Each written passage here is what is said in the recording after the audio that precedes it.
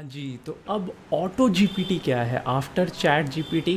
आपको शायद पता होगा चैट जीपीटी क्या होता है। आप उस पर प्रॉम्प्ट डालते हो और वो आपको आंसर करता है, ह्यूमन लाइक टेक्स्ट जनरेट करने में आपकी मदद कर सकता है। बट ऑटो जीपीटी में ऐसी खास बात क्या है और इसमें डिफरेंस क्या है चैट जीपीटी से, आज इसी के बारे में बात करेंगे। मेरा नाम है गुरशन सिंह और आप देख रहे हो इजी डिजिटल मार्केटिंग। तो before we get to know कि भाई ऑटो जीपीटी क्या है, हमें पहले समझना पड़ेगा जीपीटी क्या होता है। तो मैं बहुत सिंपल सिंपल टर्म्स में बस एक एक लाइन में आपको चीज़ें समझाता हूँ। तो जीपीटी एक लैंग्वेज मॉडल होता है, बेसिकली न्यूरल नेटवर्क्स पे काम करता है और इसका काम होता है ह्यूमन लाइक टेक्स्ट जनरेट करना, कंटेंट जनरेट करके देना। जो भी प्रॉम्प्ट से मिलते हैं ये उस तरीके से काम करता है। बेसिकली जीपीटी की फुल फॉर्म होती है जनरेटिव प्री ट्रेन्ड ट्रांसफॉर्मर्स। ठीक है, ये ट्रांसफॉर्मर आर्किटेक्चर पे काम करते हैं। इनका काम होता है कि जो भी इन्हें प्रॉम्प्ट मिला, इनपुट मिला, उसके बेसिस पे बहुत सारे वर्ड्स को एनालाइज करना, मिलियंस ऑफ बिलियंस वर्ड्स को, और उसके बाद ये भी देखना कि ये कौन से पैरामीटर में लाए कर रहे हैं। अभी मैं एग्जांपल देता हूँ, समझाता हूँ। और तो बेसिकली इनका काम होता है कंटेंट जनरेट करना। ये एक एआई वर्ल्ड में एडवांसमेंट्स होती हैं, इसलिए इनका यूज़ बहुत ज़्यादा भी किया जा रहा है। तो बेसिकली कंपनीज़ इन्हें यूज़ करती हैं Q&A समझने में लिए, या जनरेट करने के लिए, या कंटेंट होता है, या लोगों के जो क्वेश्चंस होते हैं उन्हें समझने के लिए, या टेक्स्ट को समराइज़ करने के लिए, या चैट बॉट्स बिल्ड करने के लिए, और भी चीज़ों के लिए इन्हें यूज़ करती हैं कंपनीज़। तो जैसे वो होते हैं ना यार, आपके जीपीटी मॉडल्स जो होते हैं इनके ना वर्जन्स होते हैं। तो ऐसा नहीं है कि जीपीटी तो बस जीपीटी, ऐसा नहीं होता। जैसे आपके एंड्रॉयड में वर्जन्स होते हैं ना, मान लो 3.1, फिर 3.5 आ गया, फिर 4.1 आ गया, XYZ, इस तरीके के वर्जन्स होते हैं ना। सेम जीपीटी में भी वर्जन होते हैं। इसमें मेन जो वर्जन्स थे GPT-1, GPT-2, GPT-3, GPT-3.5, GPT-4, इस तरीके के वर्जन्स थे। बट मैं 1, 2, 3 में बेसिकली डिफरेंस समझाता हूँ। GPT-4 अभी जस्ट लॉन्च हुआ है।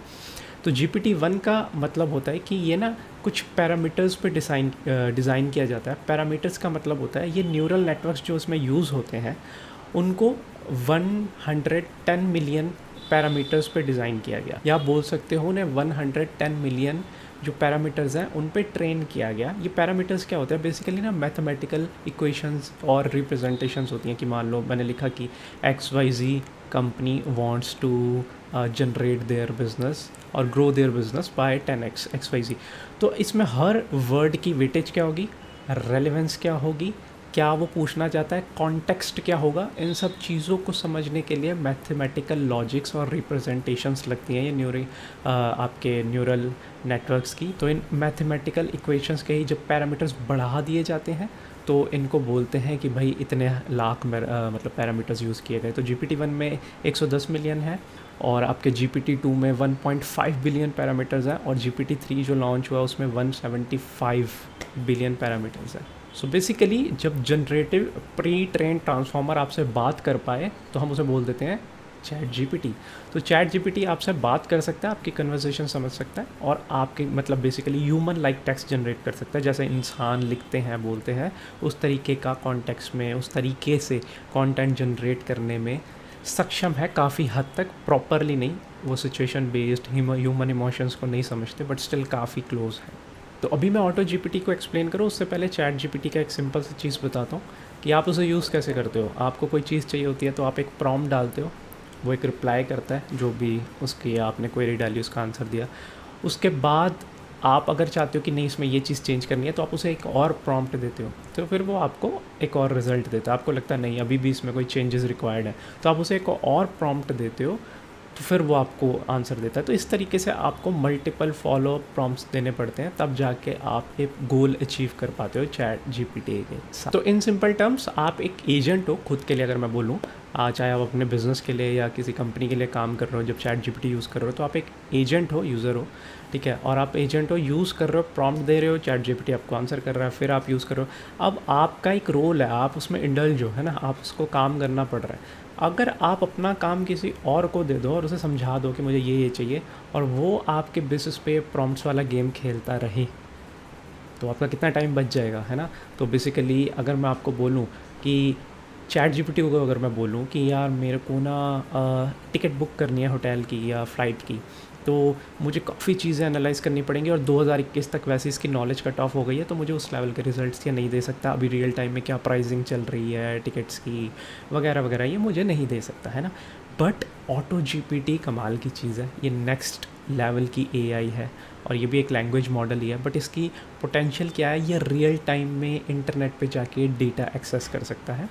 दूसरा, ये मल्टीपल एप्लीकेशन के साथ इंटीग्रेशन इसकी हो सकती है। ये आपका क्रेडिट कार्ड भी यूज़ कर सकता है अगर आप इसे एक्सेस दोगे, ऐसे नहीं तो आप इसे एक्सेस दोगे तो, और आपकी एप्लीकेशन मल्टीपल एप्लीकेशंस के साथ आप इसे कनेक्ट कर देते हो तो ये उन्हें भी यूज़ कर सकता है। अब आपको क्या करना है, आपको जस्ट इसे बोलना है कि मुझे ये टिकट बुक करके दे दे, या ये फ़्लाइट की टिकट बुक करके दे दे, या मेरे बिल पे कर दियो जब डेट आएगी, या XYZ मेरे को एक स्ट्रैटेजी बना के दे जो मुझे बिज़नेस ग्रो करने के लिए चाहिए अभी करंट मेरे कॉम्पिटिटर्स का एनालिसिस करके।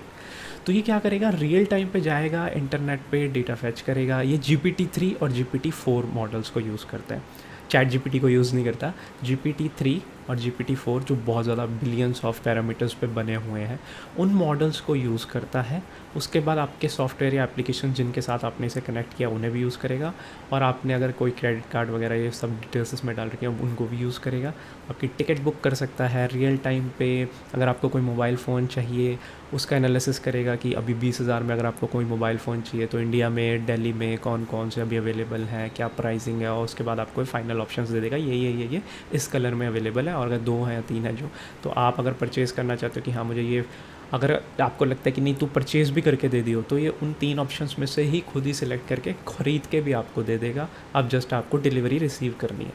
तो इस लेवल का जो टास्क है, कंप्लीशन है, वो ऑटो जीपीटी कर सकता है। तो ये नेक्स्ट लेवल है एआई एडवांसमेंट, और मार्केटिंग में बहुत काम आएगी आपके एज अ मार्केटर और सेल्स के बंदे हो तो भी, और भी बहुत ज़्यादा अगर आप आईटी इंडस्ट्री में हो तब भी आपके बहुत काम आएगी। आपके टास्क को कंप्लीट करता है, बट इसमें आने वाले टाइम में प्राइवेसी इश्यूज़ भी हो सकते हैं क्योंकि आपका डेटा डायरेक्टली इंटरनेट के साथ कनेक्टेड है, और इसे आप डायरेक्टली चैट जीपीटी की तरह यूज़ नहीं कर सकते कि चलो गए चैट जीपीटी पे एक वेब पे खोला और नहीं।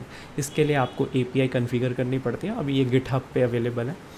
तो ये एक ओपन सोर्स एप्लीकेशन है जो एक गेम डेवलपर ने बनाई थी, तो उनका नाम टॉर एंड ब्रूस है। तो बेसिकली इन शॉर्ट अगर मैं बोलूँ तो चैट जीपीटी आपको प्रॉम्प्ट बाय प्रॉम्प्ट देना पड़ता है किसी एंड गोल पे पहुंचने के लिए, और उसके पास रियल टाइम डेटा भी नहीं होता इंटरनेट से। 2021 से उसकी जो है नॉलेज कट ऑफ हो चुकी है, बट ऑटो जीपीटी में ऐसी कोई लिमिटेशंस नहीं है। ये GPT-3 और GPT-4 को यूज़ करके आपका ज़ीरो से लेके एंड तक टास्क कंप्लीट कर सकता है विदाउट फॉलो प्रॉम्प्ट्स और इनपुट्स।